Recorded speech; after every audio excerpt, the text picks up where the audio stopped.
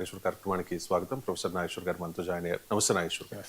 ఆంధ్రప్రదేశ్ అసెంబ్లీలో వైసీపీ హయాంలో టాలీవుడ్ను జగన్ అవమానించారనే అంశం మీద చర్చ జరిగింది. చర్చ సందర్భంగా ఎమ్మెల్యే కామినేని శ్రీనివాస్ కొన్ని అంశాలని రేస్ చేశారు సార్. దానికి బాలకృష్ణ స్పందించారు.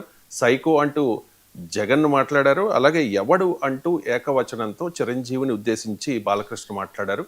బాలకృష్ణ మాటలు వివాదానికి కారణమయ్యాయి. వైఎస్ఆర్ కాంగ్రెస్ పార్టీతో పాటు మెగా అభిమానులు కూడా అభ్యంతరం వ్యక్తం చేస్తున్న పరిస్థితి. వివాదానికి కారణమైన కామినేని శ్రీనివాస్ మాటలు, ఆ తర్వాత బాలకృష్ణ రెస్పాన్స్ ఒకసారి స్క్రీన్ మీద చూద్దాం.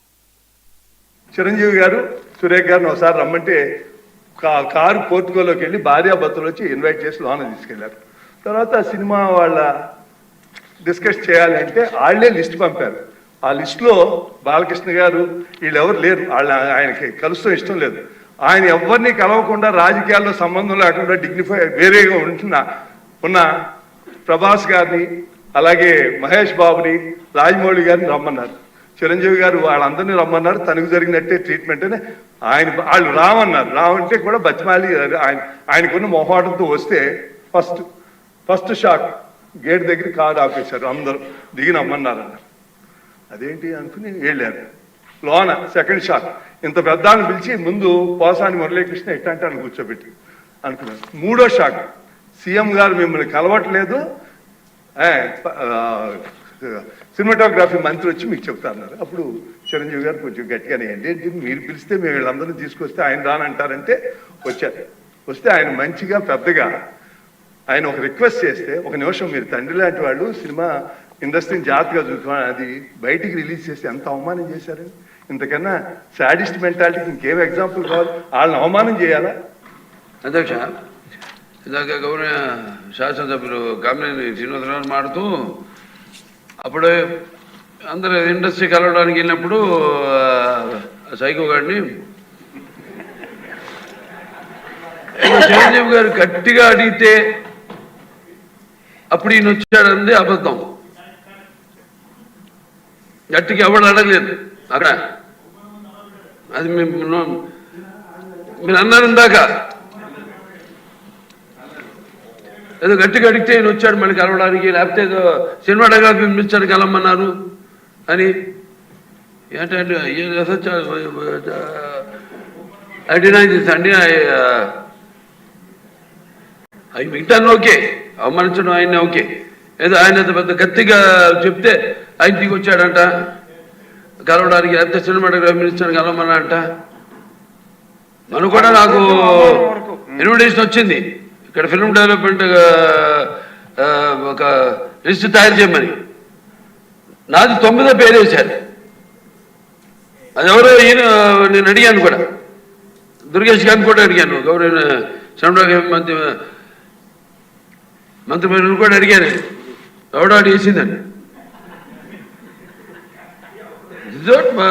Respect human being, even be opposition or us.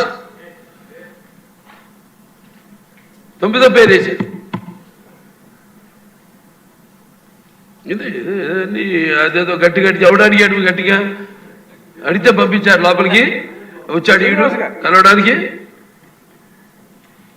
Sorry, I want to clarify this. No, very good, sir.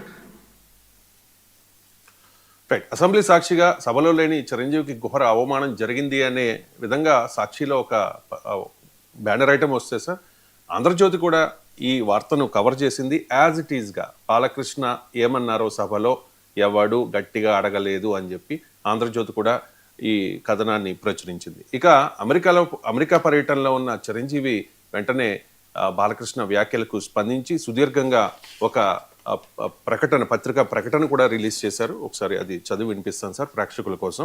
September 25న జరిగిన ఆంధ్రప్రదేశ్ అసెంబ్లీ సమావేశంలో గౌరవ శాసనసభ్యులు శ్రీ కామినేని శ్రీనివాస్ గారు మాట్లాడిన అంశంపై గౌరవ శాసనసభ్యులు శ్రీ నందమూరి బాలకృష్ణ గారు స్పందిస్తూ మాట్లాడిన మాటల్లో నా పేరు ప్రస్తావనకు రావడం జరిగింది.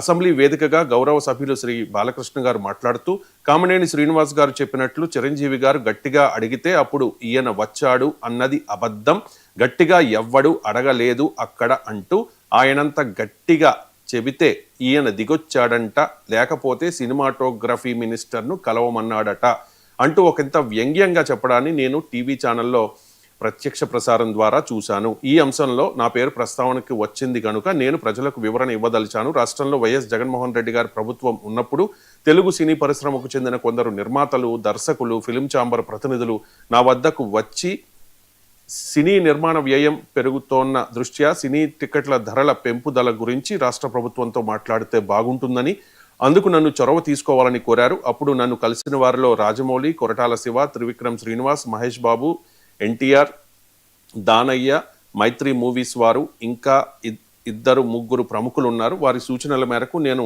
అప్పటి రాష్ట్ర సినిమాటోగ్రఫీ మంత్రి పేర్ని నాని గారితో ఫోన్లో మాట్లాడాను. టికెట్ ధరల విషయం మంత్రి గారితో మాట్లాడి చెబుతానని ఆయన నాతో చెప్పారు. ఆ తర్వాత ఒక రోజు మంత్రి గారు నాకు ఫోన్ చేసి ముఖ్యమంత్రి గారు ముందు మీతో 1-to-1 కలుస్తానని చెప్పారు, లంచ్కి రావాలని చెప్పారంటూ డేట్ ఇచ్చారు. ముఖ్యమంత్రి గారి ఆహ్వానం మేరకు నేను ఆయన నివాసానికి వెళ్ళాను. నన్ను వారు సాదరంగా ఆహ్వానించారు. లంచ్ చేస్తున్న సమయంలోనే నేను సినీ పరిశ్రమ ఇబ్బందుల్ని వారికి వివరించాను. ఇండస్ట్రీకి మీకు మధ్య గ్యాప్ ఉందని అందరూ అనుకుంటూ ఉన్నారని, సమయం ఇస్తే అందరం కలిసి వస్తామని జగన్కు తెలిపాను. కొన్ని రోజుల తర్వాత మంత్రి శ్రీ పేర్ని నానిగారు నాకు ఫోన్ చేసి కోవిడ్ 2వ దశ కొనసాగుతున్నందున 5 మాత్రమే వస్తే బాగుంటుందని చెప్పారు. నేనప్పుడు ఓ 10 మంది వస్తామని చెబితే సరేనని అన్నారు. డేట్ ఫిక్స్ చేశారు. అప్పుడు నేను బాలకృష్ణ గారిని ఫోన్ ద్వారా సంప్రదించడానికి ప్రయత్నించాను. ఆయన అందుబాటులోకి రాలేదు. జమినీ కిరణ్ గారిని వెళ్ళి బాలకృష్ణ గారిని కలవమని చెప్పాను. ఆయన 3 సార్లు ప్రయత్నించినా బాలకృష్ణ గారిని కలవలేకపోయారు. దాంతో ఒక ఫ్లైట్ ఏర్పాటు చేసి ఆర్ నారాయణమూర్తి గారితో సహా మరికొంతమందిని వెళ్ళి ముఖ్యమంత్రి గారిని కలిసాము. ఆ సమయంలో నేను ముఖ్యమంత్రి గారితో సినీ పరిశ్రమ ఎదుర్కొంటున్న ఇబ్బందులను వివరించాను. సినీ పరిశ్రమకు ప్రభుత్వ సహకారం అందించాలని కోరాను. అందుకు అక్కడ ఉన్న వారందరూ సాక్ష్యమే. నేను ఆ రకమైన చొరవ తీసుకోవడం వల్లనే అప్పుడు ప్రభుత్వం సినిమా టికెట్ల ధరల పెంపుదలకు అంగీకరించింది. ఆ నిర్ణయం సినీ పరిశ్రమకు ఎంతో కొంత మేలు చేసింది. ఆ నిర్ణయం వల్ల మీ వీరసింహారెడ్డి సినిమాకైనా, నా వాల్తేరు వీరయ్య సినిమాకైనా టికెట్ రేట్స్ పెంచడానికి కారణమైంది. తద్వారా ఇటు నిర్మాతలకు, అటు డిస్ట్రిబ్యూటర్లకు, ఎగ్జిబిటర్లకు లాభం చేకూరింది. నేను రాష్ట్ర ముఖ్యమంత్రితోనైనా, సామాన్యుడితోనైనా నా సహజ సిద్ధమైన ధోరణిలోనే, గౌరవం ఇచ్చిపుచ్చుకునే విధానంలోనే మాట్లాడుతాను. నేను ప్రస్తుతం ఇండియాలో లేను కనుక పత్రికా ప్రకటన ద్వారా జరిగిన వాస్తవాన్ని అందరకు తెలియచేస్తూ ఉన్నాను. ఇట్లు కే చిరంజీవి అని చెప్పి చాలా స్ట్రాంగ్గా ఆయన రియాక్ట్ అయ్యారు సార్. బాలకృష్ణ చెప్తూ ఉన్నారు ఎవ్వడూ గట్టిగా అడగలేదు అని చెప్పి. చిరంజీవి చెప్తూ ఉన్నారు నేను అప్పుడు ఆ రకమైన చొరవ తీసుకోవడం వల్లనే అప్పుడు ప్రభుత్వం సినిమా టికెట్ల ధరల పెంపుదలకు అంగీకరించింది అని చెప్పి. సార్ ఈ వివాదం మీద మీ కామెంట్. ముందుగా వివాదం పైన ఎవరైనా ఏ అభిప్రాయమైనా చెప్పచ్చు సార్. అది కామినేని శ్రీనివాస్ది ఒక వర్షన్ ఉంది, బాలకృష్ణ వర్షన్ ఉంది, చిరంజీవిది ఒక వర్షన్ ఉంది. అది దట్ డిపెండ్స్. కానీ సంస్కారము, భాష ఇది ఇంపార్టెంట్ కదా. చిరంజీవి మామూలు వ్యక్తి కాదు. మామూలు వ్యక్తినైనా గౌరవించాలి.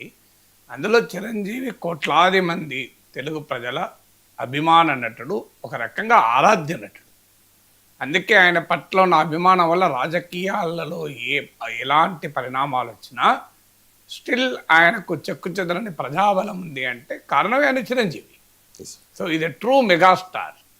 ఇంకో నటుల్ని నేను తక్కువ చేయడం లేదు, కానీ బట్ డెఫినెట్గా తెలుగు సినీ అభిమానుల్లో కోట్లాది మంది అభిమానులున్న, ప్రపంచవ్యాప్తంగా కోట్లాది మంది అభిమానులున్న గొప్ప నటుడు. మనకు ఎన్టీ రామారావు, అక్కినేని నాగేశ్వరరావు తరం తర్వాత తెలుగు సినీ పరిశ్రమలో టాప్ మెగాస్టార్, ఆ పేరుకు తగ్గ నటుడు. రెండవది తెలుగు సినీ పరిశ్రమలో పెద్ద. అది కార్మికుల సమస్యలు వచ్చినా, ప్రభుత్వంతో వివాదాలు వచ్చినా మీకు ఆయన ముందుంటాడు. మీకు చిరంజీవి పేరు కంపల్సరీగా వస్తుంది. గతంలో దాసనారాయణరావు లాంటి వాళ్ళు కొంత పాత్ర పోషించేవారు. సో సినిమా రంగంలో కూడా చిరంజీవి పట్ల ఆ గౌరవం ఉంది, ఆ మర్యాద కూడా ఆయనకు అందరూ ఇస్తారు. వివాదాలకు అతీతుడుగా ఆయనకు ఆ మర్యాద ఇస్తారు. మూడవది చిరంజీవి సహజ శైలి. అందులో లెటర్లో చెప్పినట్లు దురుసుగా మాట్లాడడం కానీ, నోరు జారడం కానీ ఎప్పుడూ మనం ఎక్కడ చూడలే. సో ఈవెన్ గరికపాటి ఇష్యూలో వివాదం వచ్చినప్పుడు కూడా మనము చిరంజీవి ప్రదర్శించినటువంటి స్వభావం చూసాం. ఆ తర్వాత గరికపాటి కూడా దానికి వెనక్కి వచ్చారు. అది వివాదము ముగిసింది కూడా. అందువల్ల చిరంజీవికి ఉన్న ప్రత్యేకత రీత్యా, విలక్షణ స్వభావం రీత్యా తెలుగు ప్రజల్లో ఆయనకున్న గౌరవం రీత్యా ఆయన ప్రస్తావన వచ్చినప్పుడు గౌరవించాల్సిన బాధ్యత అయితే ఉంటుంది కదా. తోటి నటుడుగా, తోటి రాజకీయాల్లో కూడా పాత్ర పోషించిన వ్యక్తిగా, అందులో పవన్ కళ్యాణ్తో పొత్తున్న సమయంలో పవన్ కళ్యాణ్ అత్యంత గౌరవించే సోదరుడిగా ఏ రకంగా చూసినా కూడా చిరంజీవి పట్ల గౌరవం చూపాలి కదా. మరి ఈ అహంకారం ఏంటి, అహంభావం ఏంటి, ఎవడు గట్టిగా కోపం జగన్ మీద ఉండొచ్చు.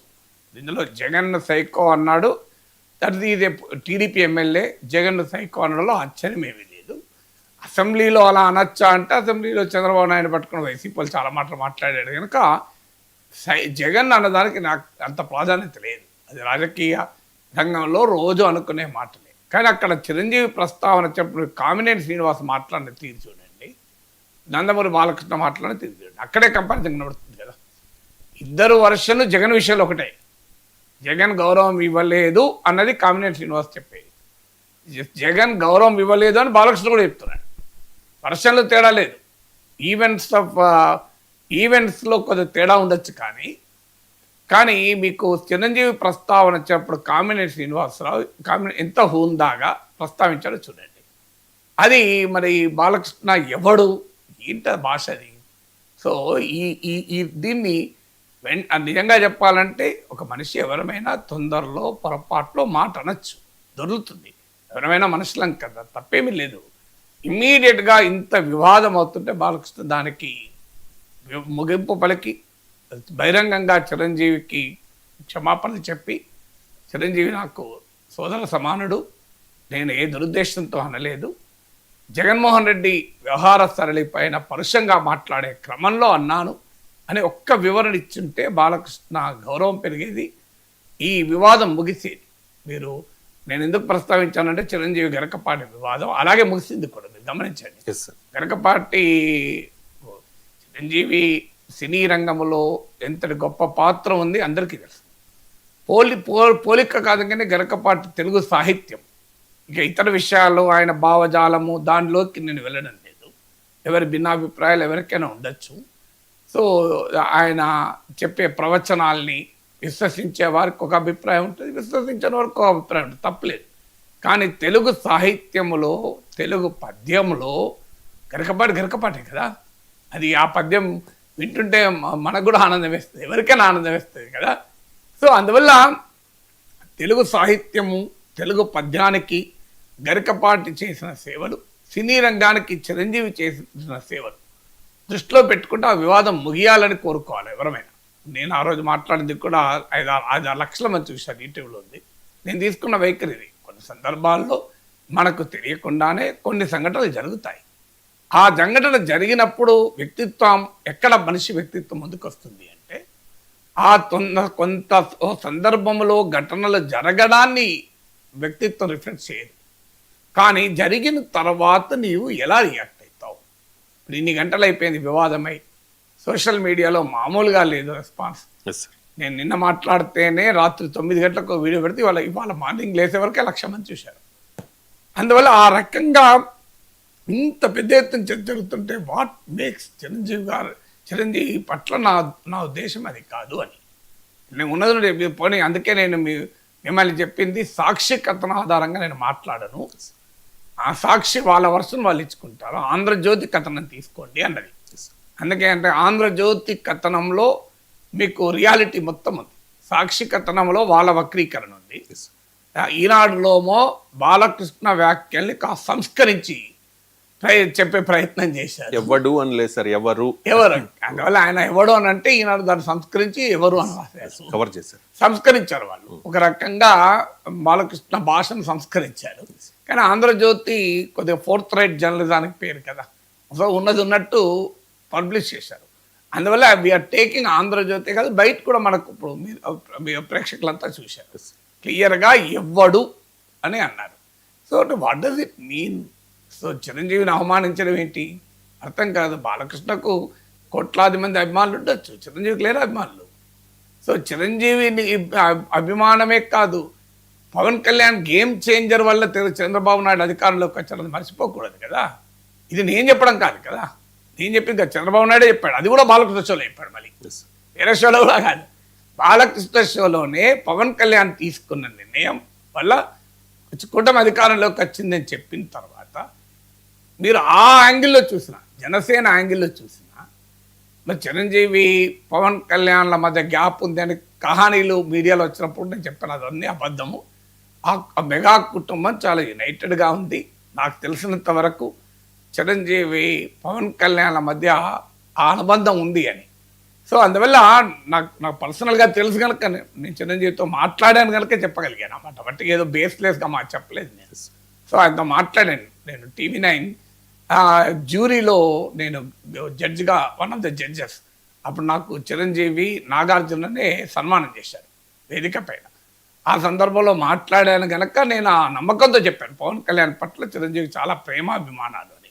పవన్ కళ్యాణ్ కూడా చిరంజీవి పట్ల ప్రేమాభిమానాలు చూపుతారు. అన్నదమ్ముల మధ్య ఏ రకమైన గ్యాప్ ఉంది అనడం పూర్తిగా అబద్ధం.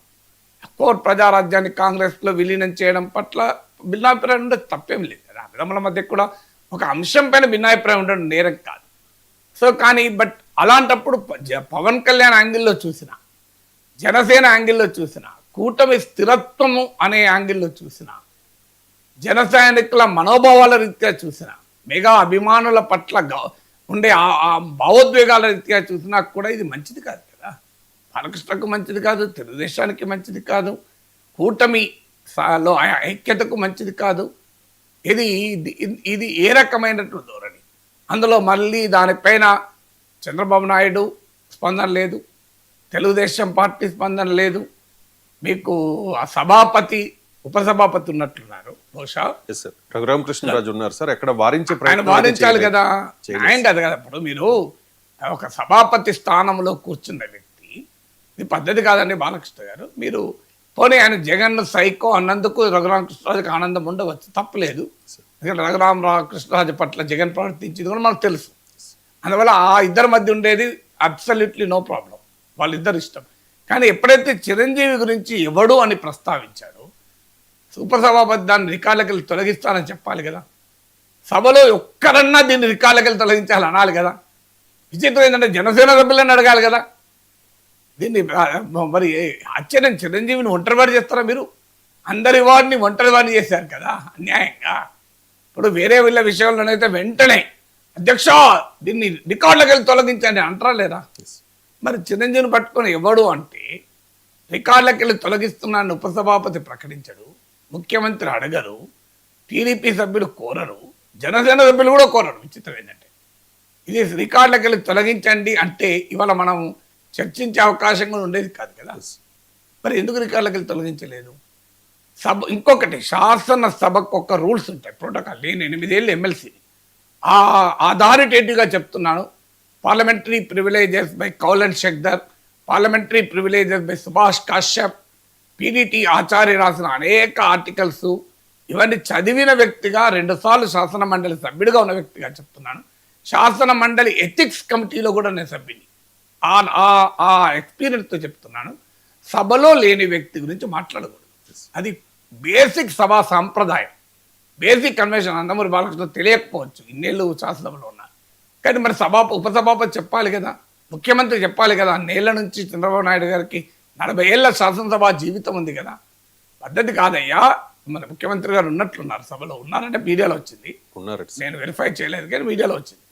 బట్ ఇది మీరు పద్ధతి కాదు, సభా సాంప్రదాయం కాదు. ఎందుకంటే సభా సాంప్రదాయం ఏంటి అంటే రైట్ టు రిప్లై ఉండాలి. ఈవెన్ ఒక IAS అధికారుల పైన ఒక సభ్యుడు పరుషంగా మాట్లాడినా సభాపతి వారిస్తాడు. మీరు అలా పేర్లు తీసుకొని మాట్లాడుతున్నారు, సభలో వాళ్ళు లేనప్పుడు మాట్లాడకూడదు. సభలో వాళ్ళు ఉన్న IAS అధికారులు సమర్థించుకునే అవకాశం ఉంటుంది. ఇప్పుడు చిరంజీవికి ఆ సభలో ఎవరు సమర్థించారు? చిరంజీవి లేడు కదా. రైట్ టు రిప్లై అనేది ఫండమెంటల్ రైట్ కదా.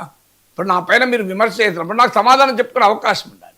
అందువల్ల సభా సాంప్రదాయం ఏంటంటే సభలో లేని వ్యక్తి గురించి మాట్లాడకూడదు అనేది సభా సాంప్రదాయం. అంటే గతంలో భువనేశ్వర్ గారి గురించి కూడా వైసీపీ సభ్యులు అనుచితంగా మాట్లాడినప్పుడు ఇదే విషయాన్ని టీడీపీ వాళ్ళు రైజ్ చేశారు. అసలు భువనేశ్వర్ సభలో లేరు కదా అని చెప్పి దాని దీనికి మనకు పోలిక లేదు. అది ఆమె లేదు అన్నది ఇష్యూనే కాదు. అది ఆడ ఇష్యూ అది కాదు. ఇష్యూ అన్యాయంగా దుర్మార్గంగా మాట్లాడారు. అది మళ్ళీ వేరే ఇష్యూ. అది ఆ సభలో ఉన్నారా లేరా అన్నది ఇష్యూ కాదు. సభలో ఉన్నా మాట్లాడదు, లేకున్నా మాట్లాడదు, అట్లాంటి భాష. సభలో ఉంటే కూడా మాట్లాడచ్చు, అట్లాంటి దుర్మార్గమైన మాట. ఆ నీచమైన మాట దయచేసి దాన్ని దీంట్లో తీసుకురాకండి. కానీ ఫండమెంటల్ క్వశ్చన్ ఏంటంటే, సభలో చిరంజీవి లేనప్పుడు, ఆయనకు అప్పుడు ఏం జరిగిందో చెప్పుకునే అవకాశమే లేనప్పుడు సభలో అది మాట్లాడడం సభా సాంప్రదాయం కాదు. ఇప్పుడు చిరంజీవి పత్రికా ప్రకటన ఇవ్వాల్సి వచ్చింది కదా. ఎందుకు ఇవ్వాల్సి వచ్చింది? అందులో ఆయన ఎక్కడా శశభిష లేకుండా సూటిగా మొహమాట లేకుండా మాట్లాడి ఇచ్చాడు. చాలా క్లియర్గా ఇచ్చాడు. నందమూరి బాలకృష్ణ ఏమన్నాడని కూడా చెప్తూ ఇచ్చాడు. సో ఎంత హర్ట్ అయితే అలాంటి స్టేట్మెంట్ చిరంజీవి నుంచి వస్తుంది. సహజంగా చిరంజీవి శైలి స్వభావం అందరికీ తెలుసు. జనరల్గా ఆయన మృదు స్వభావం కనుకనే రాజకీయాల్లో రాణించలేకపోయాడు. ఆయనే చెప్పాడు, నాకు సూట్ కాదు, మా తమ్ముడికి సూట్ వస్తుంది పవన్ కళ్యాణ్ గురించి ఇలా అని ఉంటే చీల్చి చెండాడేవాడు పవన్ కళ్యాణ్. కానీ చిరంజీవి కొద్దిగా మృదు స్వభావం కనుక అందుకైనా రాజకీయాల్లో ఎవరినీ ఏమీ అనలేక తానే రాజకీయాలు తిరస్కరించుకున్నాడు. ఎందుకంటే ఆయనకు ఆ సెట్ కాదు అది. ఎందుకంటే చాలా వ్యక్తిగత నాకు అనుభవం వస్తుంది. ఎంత సౌమ్యుడు అంటే 2009లో ఎమ్మెల్యేగా ఆయన ఫస్ట్ టైం గెలిచాడు. నేను ఎమ్మెల్సీ. నేను మాకు ఫస్ట్ మీటింగ్కు ఉభయ సభల సమావేశం జరుగుతుంది కదా, గవర్నర్ ప్రసంగం. సో అందరి దృష్టి చిరంజీవి మీద పడుతుంది, కామన్ కదా. ఎందుకంటే ఆయన ఫస్ట్ టైం మెగాస్టార్ వచ్చారు. నేను శాసన మండలికి పోయే వరకు ఎమ్మెల్యేలు చెప్తారు, చిరంజీవి గారు మీ గురించి అడిగారు, అయ్యా నాగేశ్వర్ ఎక్కడున్నారు అని, మీరు ఇంకా రాలేదా అని అడిగారు అన్నాడు. నేనెంత చిన్నవాడిని చిరంజీవితో పోలిస్తే. చిరంజీవి నాకు ఒక్కరు కాదు, 4-5 వచ్చి చెప్పారు, చిరంజీవి గారు మిమ్మల్ని గుర్తు చేశారు, నాగేశ్వర్ గారు ఎక్కడా అని. అంటే నేను వెళ్ళి చిరంజీవి గారు ఫ్రంట్ రోలో కూర్చుంటే వెళ్ళి కలిశారు. చాలా ఆనందపడ్డాను. లేచి కాగులించుకొని నాగేశ్వర్ గారు ఇక్కడ కలిశామని. అంటే నాతో ఈయనకి ఏం పని చెప్పండి. వయమైన very ordinary MLC. Chiranjeevi megastar, ఒక ప్రజారాజ్యం పార్టీ పెట్టి 18 సీట్లు తెచ్చుకున్నవాడు. సో అది ఆయన స్వభావానికి నేను ఉదాహరణగా చెప్పాను మీకు. ఇలాంటి ఉదాహరణలు నేను 2-3 చెప్పగలను, ఒక్కటి కాదు. సో అందువల్ల సహజంగానే ఆయన చాలా మృదు స్వభావం. నేను ఏదో మీడియాలో చూసి పత్రికలో చదివి చెప్పడం లేదు, వ్యక్తిగత అనుభవంతో చెప్తున్నాను.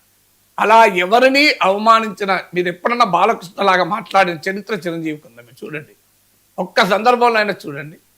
ఎప్పుడన్నా ఏ మనిషి అయినా కొన్నిసార్లు పొరపడతాడు, కానీ పొరపాటు తర్వాత కూడా యూ షుడ్ అట్లీస్ట్ విడ్రాదం అన్కండిషనల్గా బేషరత్గా అపాలజీ చెప్పడం వల్లే తప్పేమి లేదు కదా.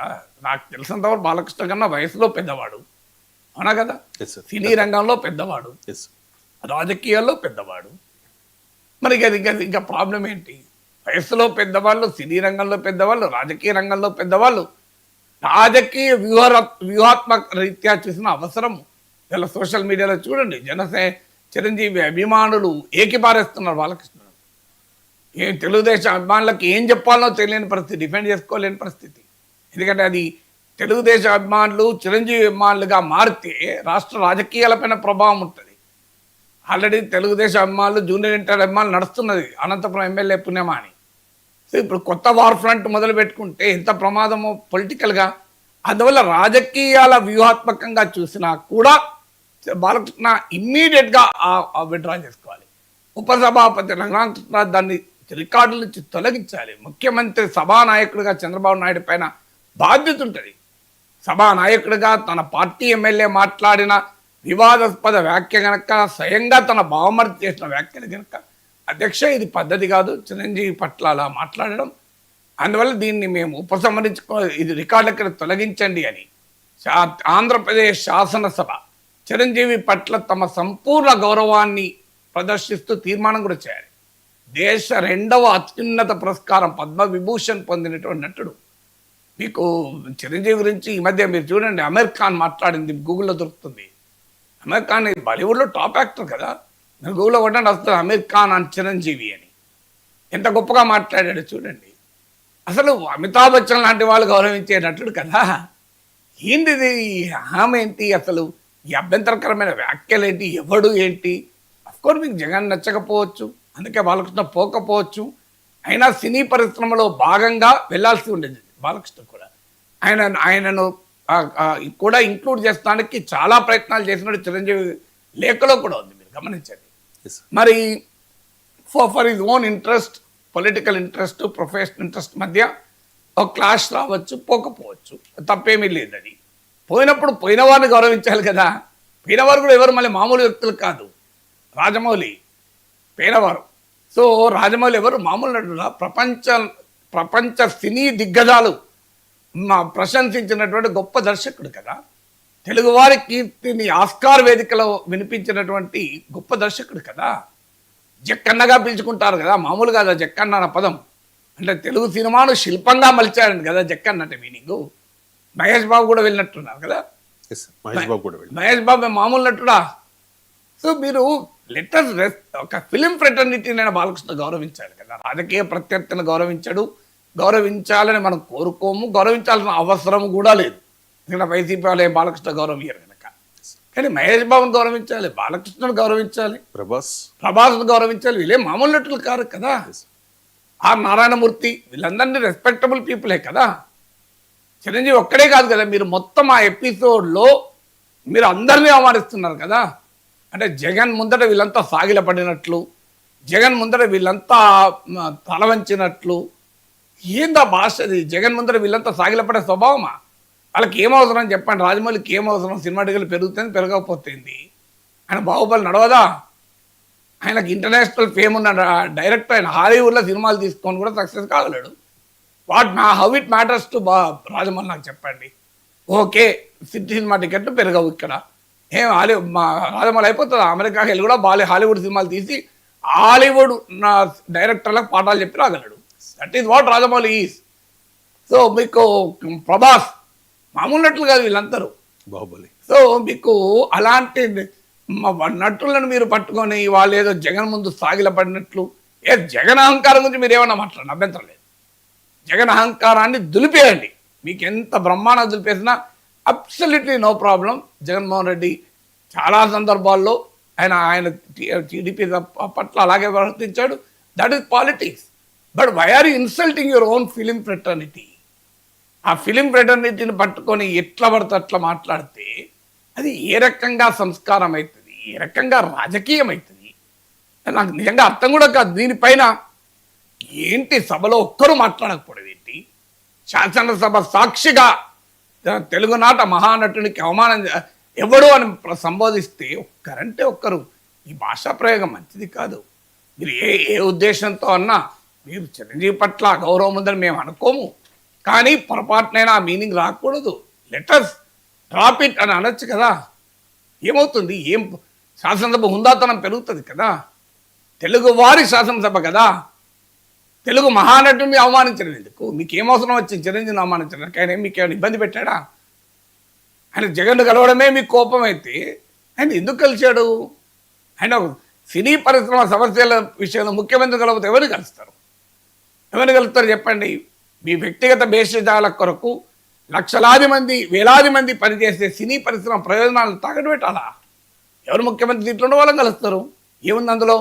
ఎవరిని ముఖ్యమంత్రి సీట్లో ఉండాలో చిరంజీవి డిసైడ్ చేస్తాడా? ప్రజలు తీర్పు చెప్పాలని ముఖ్యమంత్రి అయ్యాడు. మరి ఆయన కలవద్దు, ఎవరు కలవాలి? ఇప్పుడు చంద్రబాబు నాయుడు ముఖ్యమంత్రి, చంద్రబాబు నాయుడు కలవాల్సిందే కదా. నేను కలవను అంటే నడవదు కదా. YCP background ఉన్నట్లయినా కలవాల్సిందే. సినీ పరిశ్రమ గురించి చర్చించాల్సి వస్తే పోసాని కృష్ణమురళైనా చంద్రబాబు దగ్గర పోవాల్సిందే కదా. సో అందువల్ల అబ్సల్యూట్లీ అభ్యంతరకరం. దీన్ని బేషరతుగా బాలకృష్ణ క్షమాపణ చెప్పాలి. తెలుగుదేశం పార్టీ వివరణ ఇవ్వాలి. ఉప సభాపతి దీన్ని రికార్డులకెళ్ళి తొలగించాలి. సభానాయకుడైన చంద్రబాబు నాయుడు రికార్డులకెళ్ళి తొలగించమని కోరాలి. ఆంధ్రప్రదేశ్ శాసనసభ ఏకగ్రీవ తీర్మానం చేసి చిరంజీవి పట్ల జరిగిన ఈ అపశృతి మేము చింతిస్తున్నాము, మాకు చిరంజీవి పట్ల పూర్తి గౌరవం ఉంది అని ప్రకటించాల్సిన అవసరమే. ఒక తెలుగువాడిగా తెలుగు సినీ పరిశ్రమలో ఉన్న కోట్లాది అభిమానుల తరఫున మనం మాట్లాడాల్సిన అవసరం. చిరంజీవి అభిమానులే కాదు, కోట్లాది సినీ అభిమానుల తరఫున ఇలాంటి సంబోధించడం బాలకృష్ణ పట్ల కూడా సరైనది కాదు. రేపు ఎవరైనా బాలకృష్ణ పట్టుకొని అలా అన్నా సినీ నటుడుగా బాలకృష్ణ అంటే మాత్రం అంగీకరించరు. మీరు కావాలంటే రాజకీయ నాయకుడుగా బాలకృష్ణ ఏమని అనుకోండి, అభ్యంతరం లేదు. కానీ బాలకృష్ణ నటుడు కదా, వేలాది మంది లక్షలాది మంది అభిమానులు ఉన్న నటుడు కదా. నటుడిగా మీకు నందమూరి బాలకృష్ణను అవమానిస్తే కూడా అంగీకరించం. వాళ్ళు కళామతల్ని ముద్దు బిడ్డలు, చిరంజీవి అయినా బాలకృష్ణ అయినా. అందువల్ల మనం సినిమా రంగానికి వాళ్ళు చేసిన కృషిని, సినిమాలో ఒక నటన ఒకరికి నచ్చచ్చు, ఇంకోటి నచ్చదు, ఆ పంచాయతీలోకి వెళ్ళద్దు. కానీ ఇది కోట్లాది తెలుగు ప్రజలకు వినోదాన్ని పంచినటువంటి వారు కదా. ఎవరి పట్ల వారి కళ ఆ నేపథ్యం చూసినప్పుడు మనం అవమానించకూడదు. రాజకీయంగా మీరు ఏమన్నా అనుకోండి, ఎందుకంటే ఇది ఇప్పుడు ఇంత స్ట్రాంగ్గా ఎందుకు రియాక్ట్ అవుతున్నా అంటే చిరంజీవి బాలకృష్ణ ఇష్యూ కాదు. రేపు బాలకృష్ణను ఇంకెవరైనా సినీ నటుడుగా బాలకృష్ణ